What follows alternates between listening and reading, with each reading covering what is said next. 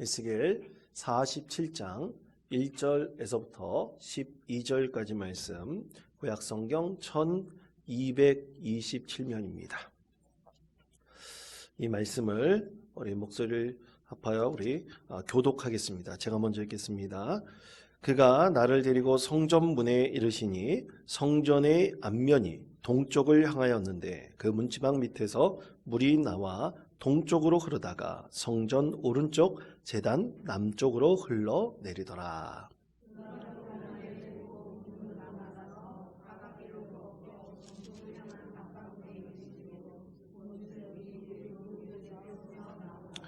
그 사람이 손에 줄을 잡고 동쪽으로 나아가며 천척을 측량한 후에 내게 그 물을 건너게 하시니 물이 발목에 오르더니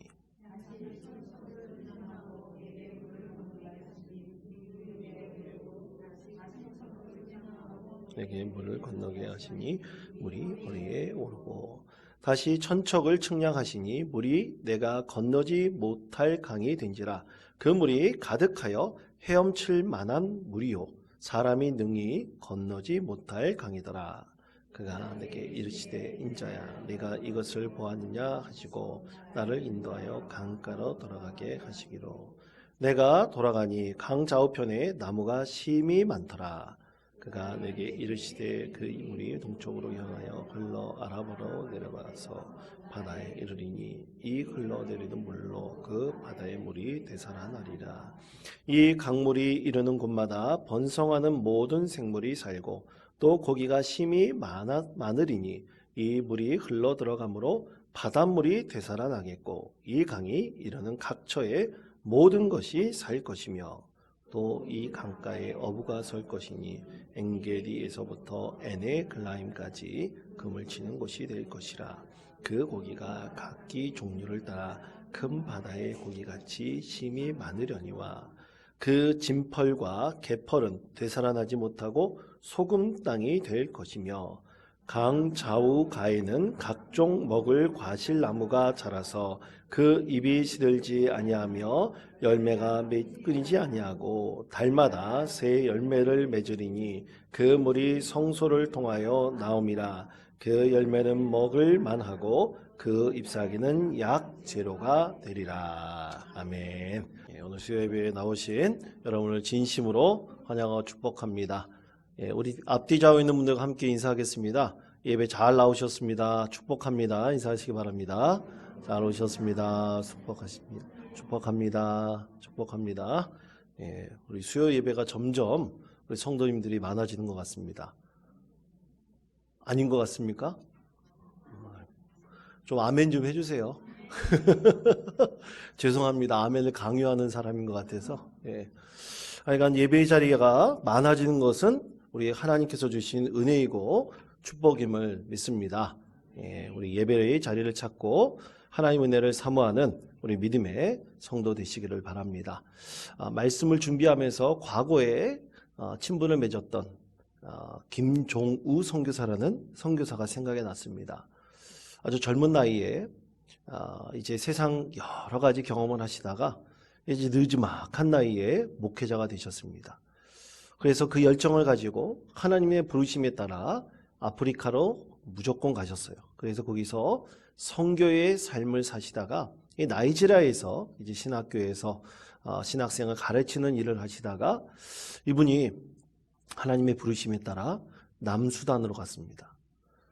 근데 그때 제가 그분을 만났던 그때 2011년쯤 그 12년쯤 그때 될 때의 그 남수단은 이제 내전이 끝난 지 얼마 되지 않은 상황이어서 이 수단이 분리된 이후에 굉장히 갈등 상황에 놓여 있던 그런 나라였습니다. 이 남수단이라는 나라에 가셔서 나이지리아에서 어떻게 보면 좀 더 편하게 생활할 수 있었는데 하나님의 부르심에 따라 그냥 남수단으로 가셨습니다. 한 번은 이제 강도가 들어가지고 그 나라는 총을 갖고 다녀요 사람들이. 근데 강도가 들어가지고 총으로 위협하면서 가지고 있는 돈 다 내놓으라고 그렇게 죽을 위기도 당한 적이 있으셨다고 했습니다. 그런데 왜 그곳에 가셔서 그렇게 선교를 하시나? 이유는 딱 하나죠. 하나님께서 그를 부르셨기 때문입니다. 오늘 에스겔 선지자도 마찬가지입니다. 에스겔 선지자가 이 유다 왕국이 점점 패망해 가고 풍전등화 같은 위기에 있을 때 그 바벨론의 첫 번째 포로들이 끌려가지 않습니까? 그때 에스겔도 같이 따라갑니다. 하나님의 명령에 따라 따라가서 하나님의 부르심에 따라 그발 강가에서 이 유다의 백성들에게 복음을 전하죠. 이 복음이 뭡니까? 하나님의 메시지입니다. 하나님의 말씀입니다. 복음이 해석하면 좋은 소식 아닙니까? 하나님의 말씀을 이 그발 강가에서 환상으로 얻은 것을 백성들에게 그대로 전하면서 희망 없이 그리고 암흑 가운데 살아갈 이 백성들에게 늘 소망의 말씀으로 새 힘을 주었습니다. 여러분, 그래서 하나님의 말씀만이 우리 인생들에게는 분명한 희망이 됨을 믿습니다. 그래서 하나님께서 수천 년 전에 에스겔을 통해서 척박한 땅에 살아가는 그 유다의 백성들에게 하나님의 말씀을 전하셨듯이 우리에게도 오늘날 하나님의 말씀이 전하셔서 우리는 그 말씀으로 새 힘을 얻고 희망 가운데 거하는 것입니다. 그런데 여러분, 사람에게 있어서는 메마른 상황 가운데서도 희망을 품고 살아가는 사람이 있지만 풍요로운 가운데서도 희망 없이 살아가는 사람들이 분명히 있습니다. 여러분, 사진 한 장을 봐주시길 바랍니다. 이 사진 여러분 어디서 본 적 있으시죠? 예? 이 사진 굉장히 유명한 사진입니다. 케빈 카터라는 사람이 찍은 1984년에 수단에서 찍은 사진이에요. 이 사진이 이 케빈 카터를 유명한 사진 기자로 만들었고 또 퓰리처상까지 받게 한 아주 유명한 그 사진입니다. 이 사진은 어린 소녀가 너무나 굶주림에 찌들려가지고 온몸이 삐쩍 마르고 먹을 것이 없어서 급식소에 먹을 것이 있다는 소식을 듣고 엄청나게 먼 거리를 그냥 마다하지 않고 급식소를 향해 온 거예요. 오다가 너무나 지쳐서 너무나 허기가 져가지고 도저히 걸을 수 없을 그런 상황에 빠져 있을 때 독수리가 그것을 지켜보고 있는 것이죠. 소녀와 독수리라는 제목의 아주 위대한 그 사진입니다. 이 사진이 수단의 처참한 상황을 전 세계인들에게 알리는 아주 중요한 사진이 되었습니다. 이 수단이라는 나라는 1955년 독립 직전부터 내전이 일어나가지고 1차 내전 그리고 2차 내전을 겪으면서 2005년까지 50년가량의 전쟁이 있었어요. 50년까지 전쟁이 일어나 보십시오. 그 나라 안에서 전쟁이 나버리면 그 나라가 어떻게 되겠습니까? 땅이 메말라 버립니다. 피폐해져 버립니다. 사람들이 그냥 굶어 죽는 사람뿐만 아니라 그 내전의 상황에서 소용돌이 속에서 죽는 사람들도 엄청나게 많이 나왔습니다. 그래서 이 독수리가 그 소녀를 보고 있는 그 장면이 메마른 땅에 정말로 먹을 거 하나 먹을 수 없어서 온몸이 그냥 완전히 피골이 상접하듯이 뼈만 남은 앙상하게 남은 한 소녀가 급식소를 향해 가는 그 모습을 보고 수많은 사람들에게 이 상황을 알려주고 그 수단의 문제를 완전히 해결해야 된다. 많은 세계인들에게 이렇게 관심을 갖게 하였죠. 자, 그런데 여러분, 이 사진에 이 여러 해석들이 있었습니다. 여러분, 그 사진을 한 번만 더 보여주십시오. 한 번만 잠깐 더 보여주시면 저 사진을 보시면 독수리가 저 소녀를 잡아먹을 것 같습니까? 어땠을 것 같습니까? 꼭 잡아먹을 것 같죠. 근데 사실 이 사진을 찍고 난 다음에 케빈 카터가 이 독수리를 쫓아버렸어요. 근데 사실 아프리카의 저 독수리는 사람을 잡아먹지는 않는답니다.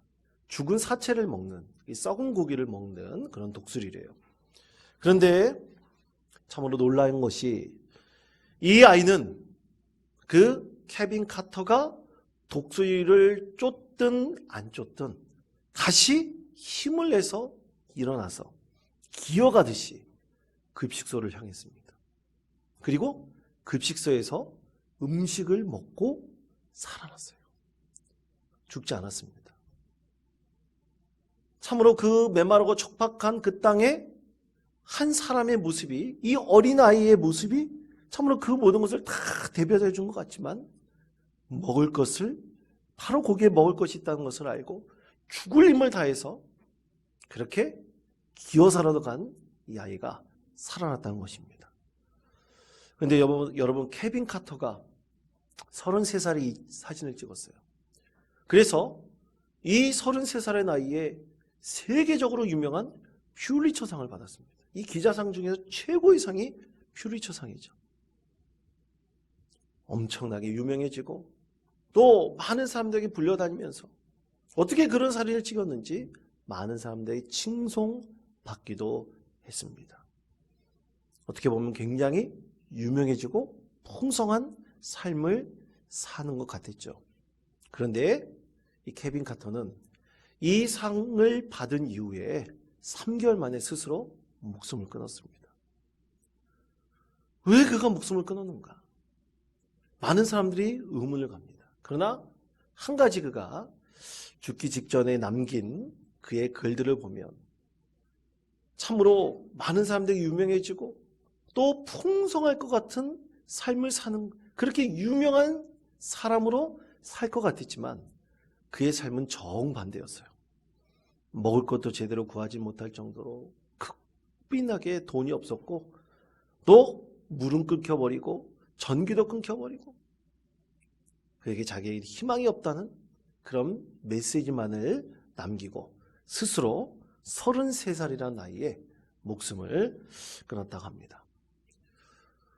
참 그 사진을 찍은 그 어린 소녀는 희망을 가지고 급식소를 향해서 기어가듯이 걸어가가지고 살아나고 그렇게 소망을 갖게 되었는데 그 사진을 찍은 사진 기자는 스스로 목숨을 끊었다는 아주 역설적인 두 상황이 이 사진을 통해서 대비되어지고 있습니다.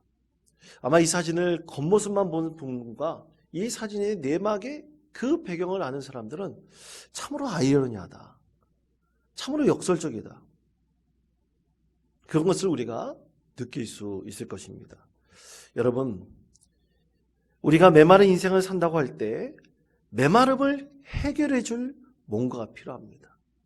그것이 세상 사람들이 희망이라고 얘기하지만 우리에게 있어서는 이 메마름을 해결해 줄 분명한 생명수와 같은 것이 필요합니다. 여러분, 너무나 운동을 열심히 한 다음에 물 한 모금이 우리에게 얼마나 큰 기쁨을 주고 해갈의 이 기쁨을 우리에게 선물로 줍니까? 이것처럼 메마른 인생 상황에서도 나에게 참된 생명과 또 나에게 이 생명의 물을 줄 수 있는 희망이, 우리가 그걸 먹을 수 있다는 희망이 있다면 우리는 그 가운데서 생을 살아갈 수 있는 은혜와 능력을 얻을 수가 있는 것입니다. 중요한 것은 이 생명수가 어디에서부터 나오느냐, 그 근원을 아는 것입니다. 자, 오늘 우리에게 주신 말씀 에스겔 47장 1절의 말씀을 우리 목소리를 합하여 함께 읽겠습니다. 그가 나를 데리고 성전문에 이르시니 성전의 앞면이 동쪽을 향하였는데, 동쪽으로 흐르다가 성전 오른쪽 제단 남쪽으로 흘러내리더라. 아멘. 자, 성전 문으로부터 물이 흘러나왔다 그랬어요. 근데 이 물 근원이 어딘가? 바로 물 근원은 성전입니다. 성전 안에서 물이 흘러나오기 시작했는데 이 물이 나중에는 콸콸 넘쳐 흘려서 더러운 물을 없애고 다시 생명이 넘치는 살아있는 물로 바꾸었다는 얘기입니다. 그 죽어있는 물을 살아있는 물로 바꾸었다는 얘기죠. 이것을 누가 보았냐면 에스겔이 보았습니다. 에스겔이 이 환상을 보았어요. 너무나 놀라운 환상이죠. 여러분, 한 편의 재난 영화를 한번 생각해 보세요. 이 재난 영화하고 아주 비슷합니다. 여러분, 재난 영화의 레파토리는 보통 그래요. 너무나 극단적인 그 세상이 멸망할 것 같은 그 상황을 도저히 못 보았을 것 같은 그 상황이 그 영화 가운데 처음에 펼쳐지죠. 엄청난 스펙타클한 모습도 그 상황 가운데 펼쳐지게 보여줍니다. 그런데 나중에는 이 재난을 극복할 수 있는 무엇인가의 희망이 생기고 그것이 이제 그 재난을 벗어날 수 있도록 만드는 아주 중요한 역할과 계기가 그 재난 영화 가운데 일어납니다. 바로 이것처럼 오늘 에스겔에게 보여주신 하나님의 이 환상은 너무나 스펙타클한 거였어요. 성전에 물이 흘러나기 시작을 했는데 그 흘러나온 물이 모든 메마름을 해결할 수가 있고 죽은 것을 살아나게 하는 거대한 엄청난 영화 한 편 같은 장면을 에스겔에게 하나님께서 환상으로 보여주셨습니다. 여러분, 우리가 성경을 읽을 때 이 성경을 항상 상상하면서 읽는 것도 굉장히 중요합니다.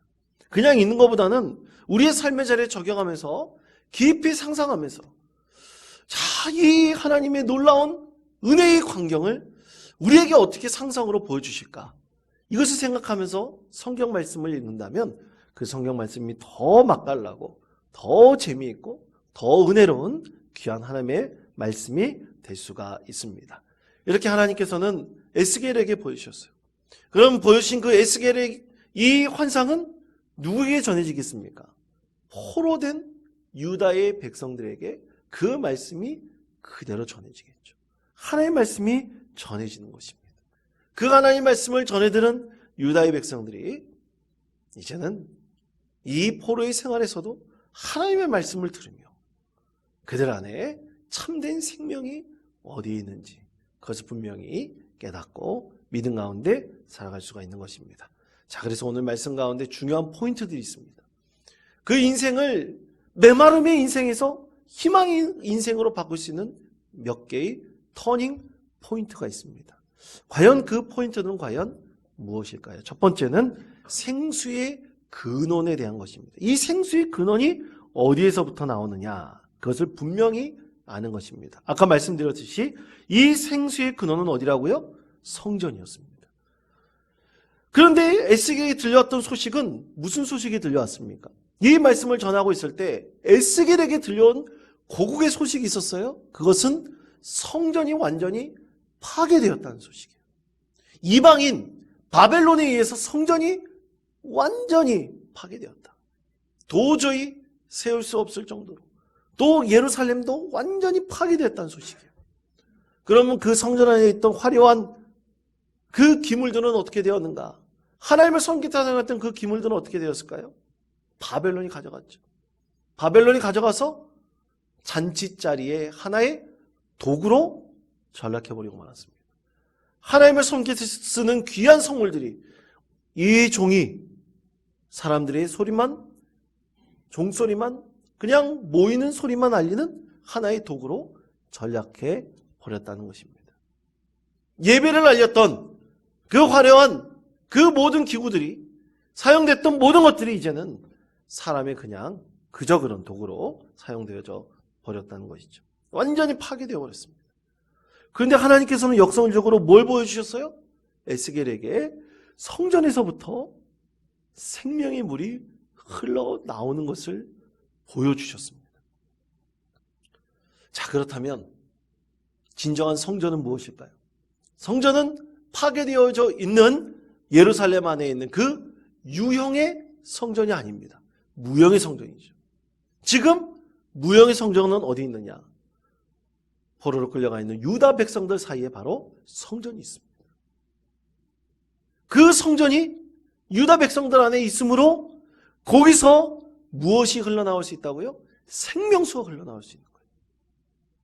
어떻게 생명수가 흘러나올 수 있습니까? 어떻게 이 포로로 잡혀있는 유다 백성들 안에 생명수가 흘러나올 수 있습니까? 그 가운데 하나님께서 계신다면, 하나님께서 그들 가운데 계신다면 생명수가 흘러나올 수가 있습니다. 그럼 하나님께서 계신다는 것은 어떻게 할 수 있습니까? 에스겔을 통해서 하나님께서 항상 뭘 전해주셔요? 하나님의 말씀을 전해주시지 않습니까? 그 발강가에 슬픔 가운데 모여있는 백성들에게 하나님께서는 에스겔을 보내셔서 슬피 울고 통곡하는 유다의 백성들에게 희망을 가지라고 하나의 말씀을 전해주고 있지 않습니까? 그러면 그 말 가까이 가서 통곡하면서 눈물을 흘리면서 그렇게 애통해하는 그 사람들 가운데 하나님께서 귀한 말씀을 주시는 거예요.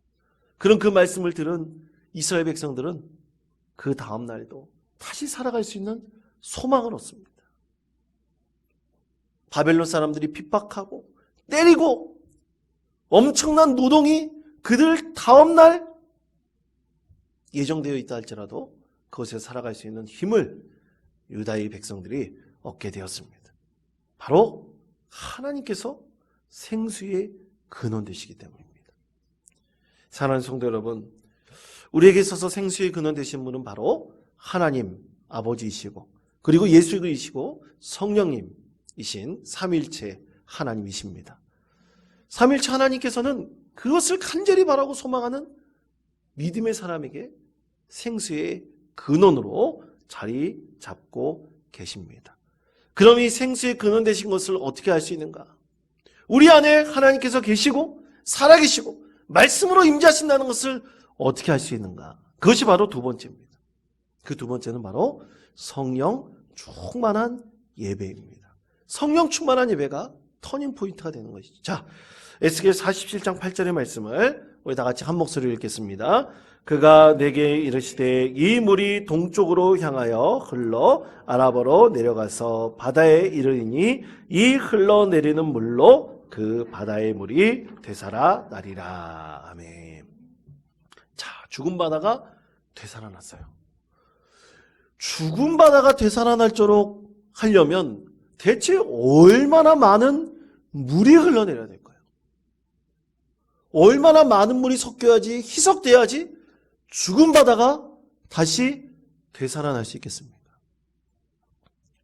여러분, 이 바다의 모토는 바로 사해입니다. 염해라고도 하죠. 이스라엘에만 존재하는 이 사해는 물이 계속 흘러내리고 쌓이기만 하지 다른 데로 흘러나갈 곳은 없습니다. 그래서 물이 고이기만 할 뿐이죠. 수증기가 돼가지고 그 햇빛에서 수증기가 돼서 물이 날아가야지 사해는 넘치지 않게 되는 것이지 더 이상 다른 데로 흘러나갈 곳이 없습니다. 그런데 이 죽은 바다, 이 사해를 하나님의 생수의 강이 흘러넘치니까 그 바다가 어떻게 됐다고요? 생명이 넘치는 살아있는 바다가 되어버렸습니다. 그래서 그 바다가 되어서 그곳에 물고기가 살고 어부들이 없는 그곳에 어부들이 생기고 그리고 생명이 넘치는 풍성한 은혜가 그 가운데 넘치게 됨을 우리 하나님께서 에스겔에게 보여주셨습니다. 그러니까 여러분 이것이 얼마나 스펙타클한 한 편의 영화 같습니까? 여러분 우리 인생에서 죽은 바다 같은 사람을 살 수 있는 길은 생명수를 늘 받아들이고 생명이 넘쳐 나오도록 하는 것입니다. 그것이 바로 우리에게 있어서 믿음의 사람에게 있어서는 성령이 충만한 예배입니다. 사랑하는 성도 여러분, 성령 충만한 예배를 우리가 늘 하나님께 올려드리는 믿음의 성도 되시기를 축복합니다. 그럼 성령 충만한 예배는 어떻게 드리는 것인가? 여러분 찬양 중에 그 찬양이 있죠. 사랑이 언제나 넘치면 은혜로 얼굴이 환해요. 성령의 충만한 모습을 서로가 느껴요. 할렐루 할렐루 손뼉 치면서 할렐루 할렐루 소리 외치며 할렐루 할렐루 두 손을 들고 주님을 찬양해요. 아멘. 네. 여러분 성령 충만한 예배라는 것은 내 자신으로부터 하나님께 온전히 올려드리는 이 예배만이 참된 기쁨이며 은혜라는 사실을 늘 믿고 의지함을 통해서 이 예배가 시작이 됩니다. 다른 사람이 그 예배를 드려줄 수는 없습니다. 우리는 예배 드릴 때 이 성령의 충만한 예배를 드리는 것을 어떤 분위기에 따라서 예배 드릴 거라고 생각을 합니다. 여러분 전혀 그렇지 않습니다. 내가 참된 예배자로 서기를 원하는 사람들이 모여있는 곳에서 찬양이 넘치고 성령의 충만한 예배가 드려지게 되는 것입니다. 그것은 숫자에 비례하지 않습니다. 진정으로 하나님께 참된 예배를 드리기를 원하는 사람이 3사람이 모이든 5사람이 모이든 10사람이 모이든 그 모인 자리에 성령의 충만한 예배가 드려질 수 있습니다. 그러므로 중요한 것은 바로 내 자신입니다. 여러분 예배는 다른 사람이 드릴 수 있는 것이 결코 아닙니다. 내가 온전히 하나님 앞에 설 수 있느냐 없느냐 이것에 따라서 우리가 성령 충만한 예배를 드리느냐 그렇지 않느냐 이것이 판가름 나는 것입니다. 그러므로 사랑하는 성도 여러분, 생수의 근원 되시는 분이 바로 하나님이시고 그 하나님의 말씀이 우리 가운데 진정으로 들려질 때 우리는 그 말씀을 사모하며 하나님 앞에 진정으로 간절한 마음으로 나오는 주님의 사랑한 자녀를 통해서 성령 충만한 예배가 이루어진다는 것을 여러분 꼭 구하고 믿으시기를 간절히 축복합니다. 마지막 3번째로는 치유의 은혜가 일어납니다. 자, 에스겔 47장 9절에서부터 12절까지의 말씀을 우리 목소리를 갚아요 함께 읽겠습니다. 이 강물이 이르는 곳마다 번성하는 모든 생물이 살고 마늘이니 이 물이 흘러 들어가므로 바닷물이 되살아 나겠고 이 강이 이르는 각처의 모든 것이 살 것이며 또 이 강가에 어부가 설 것이니 엔게디에서부터 에네글라임까지 그물 치는 곳이 될 것이라. 그 고기가 각기 종류를 따라 금 바다의 고기같이 심이 많으려니와 그 진펄과 개펄은 되살아나지 못하고 소금 땅이 될 것이며 강 좌우 가에는 각종 먹을 과실나무가 자라서 그 잎이 시들지 아니하며 열매가 끊이지 아니하고 달마다 새 열매를 맺으리니 그 물이 성소를 통하여 나옴이라. 그 열매는 먹을 만하고 그 잎사귀는 약 재료가 되리라. 아멘. 자, 여기서 중요한 한 2가지 포인트가 있는데 첫 번째는 엔게디라는 지명입니다. 이번에 성지순례 가셨던 우리 장로님들 엔게디 가신 거 기억나십니까? 예. 엔게디에 뭐가 있었습니까? 빨간 염소가 있었잖아요. 빨간 염소. 그렇죠? 엔게디 뜻이 빨간 염소라는 뜻이랍니다. 근데 이 염소가 저는 엔게디에 갔을 때 엔게디가 좀 그 바닥에 그 흙 색깔이나 이런 것들이 좀 황토색 그런 건 줄 알았어요. 근데 가보니까 허연색이더라고요. 그러니까 여러분 그 석회석에 그것이 막 갈려서 그 나오면 색깔이 무슨 색깔일까요? 허연 색깔이겠죠. 하얀 색깔이 있는 것처럼 뭐 먼지 풀풀 날린 것처럼 완전히 메말라 있는 것이에요. 그런데 그 엔게디에 빨간 염소가 살고 있습니다. 풀도 별로 없어요. 근데 그곳에 빨간 염소가 살고 우리가 지나가는 곳에 가까이 겁도옷이 나타나기도 하더라고요. 한국 사람들만 있어서 벌써 그 염소는 다 죽었을 거예요. 근데 그 염소가 진짜 거기서 그 척박한 곳에서 살 수 있더라고요. 살 수 있는 이유가 단 한 가지입니다. 물 근원이 있어요. 그 물 근원이 어디냐면 다윗의 폭포라는 물 근원이 있습니다. 우리 나영희 장로님이 가장 먼저 올라가시더라고요. 거기 올라가서 봤더니만 물이 얼마나 많이 쏟아지는지 참 멋있었습니다. 왜 이름이 다윗의 폭포인가? 다윗이 그곳에 숨었잖아요. 사울 왕의 그 추적을 피해서 숨었지 않습니까? 그리고 그곳에서 사울 왕이 자신의 옷자락인가요? 이것이 사울이 다윗에 의해서 베어져 가지고 나중에 이제 사울이 큰 깨달음을 얻는 것이 바로 엔게디 아닙니까? 엔게디 황무지, 엔게디 굴이라고 하는 바로 그곳이에요. 그런데 참 놀라운 것이 우리나라에서는 이해가 안 가요. 가봐야지 이해가 갑니다. 허옇게 다 그냥 척박한 그 땅에 물이 흐르고 있는 거예요. 너무나 희한합니다. 어떻게 이런 곳에서 물이 흐를 수 있을까? 그것이 이스라엘만 갖고 있는 아주 특이한 그들만의 자연의 모습입니다. 그렇게 물이 흐르면 어떻게 돼요? 생명이 살 수가 있는 거예요. 빨간 염소도 풀을 뜯으면서 살 수가 있는 거예요. 다른 동물들이 살 수가 있습니다.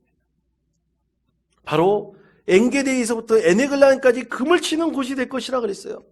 그런 희망을 이스라엘 백성들이, 이 유다의 백성들이 그바의 강가에서 꿈을 꾸는 거죠.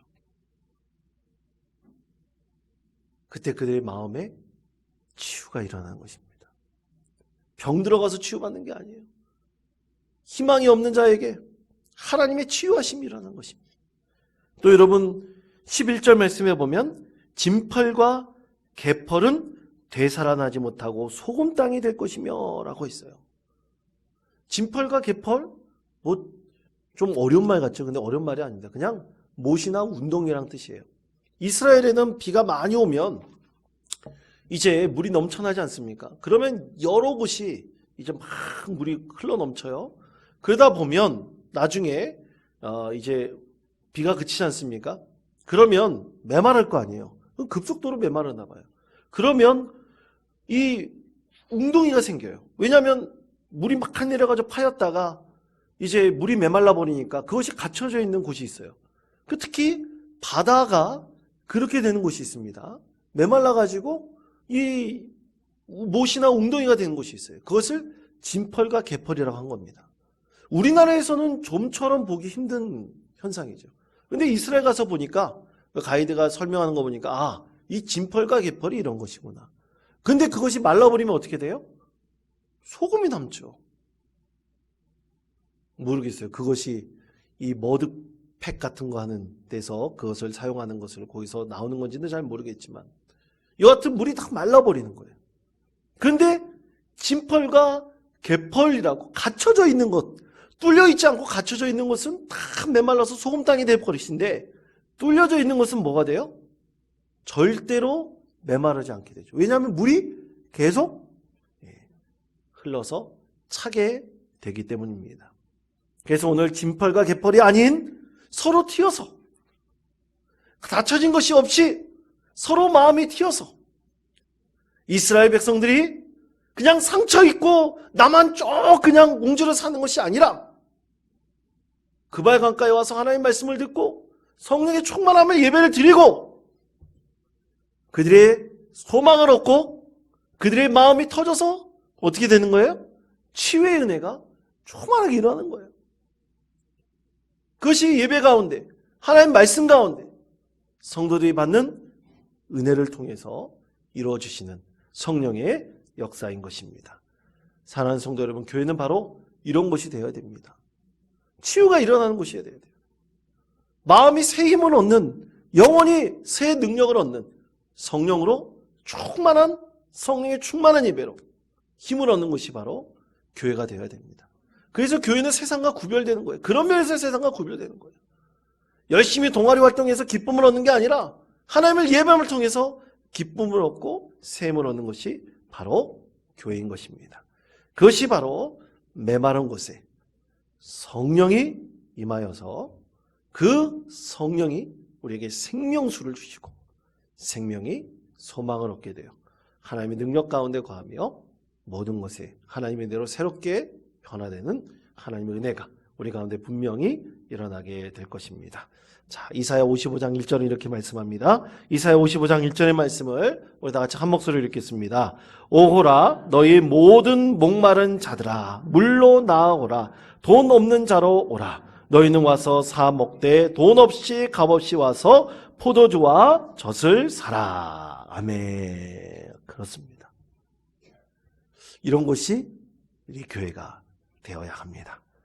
그러기 위해서 우리 서로 하나님의 은혜를 나누며 우리가 진정으로 생수의 근원 되신 하나님이 우리 가운데 함께 계심을 알고 생수가 터져 나오도록 흘러나오도록 성령 충만한 예배를 드리고 그 가운데 하나님의 은혜로 치유가 일어나는, 회복이 일어나는 은혜가 넘치는 믿음의 교회 되기를 간절히 축원드립니다.